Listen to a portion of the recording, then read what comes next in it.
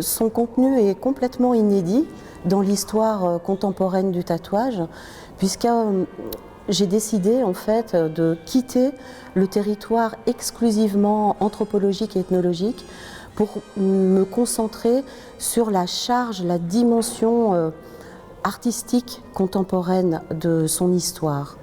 Aux visiteurs que finalement on peut de façon sensée penser que l'humanité entière a été tatouée, a pratiqué le tatouage.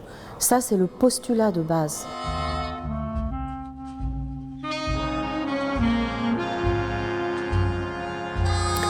Donc après la vision du global, on va passer au marginal et arriver sur l'Europe, la rue, la prison, le goulag. Aux États-Unis, évidemment, le cirque et le sideshow.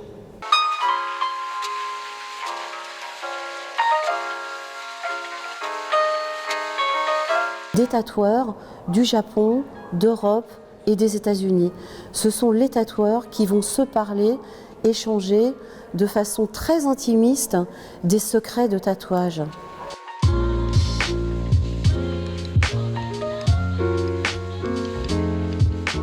Puis on va passer à l'autre partie du monde qui pratique le tatouage depuis des millénaires, mais chez qui on observe une renaissance du tatouage grâce à ces correspondances de tatoueurs entre tatoueurs et qui va complètement exploser à partir des années 1980.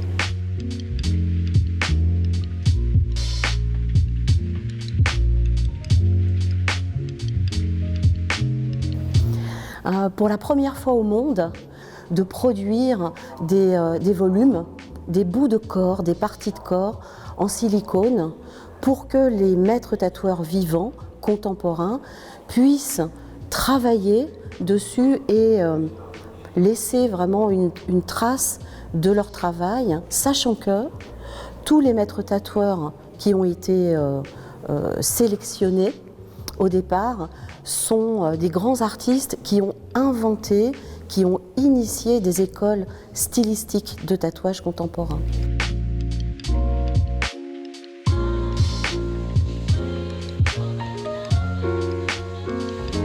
Il faut rendre hommage à ces grands maîtres tatoueurs parce que ça a été difficile pour eux d'abord d'accepter de tatouer du silicone, c'est-à-dire une matière morte, et ensuite techniquement c'était très complexe pour eux d'imaginer pouvoir faire une pièce qui traverse le temps et qui soit conservée correctement par un musée.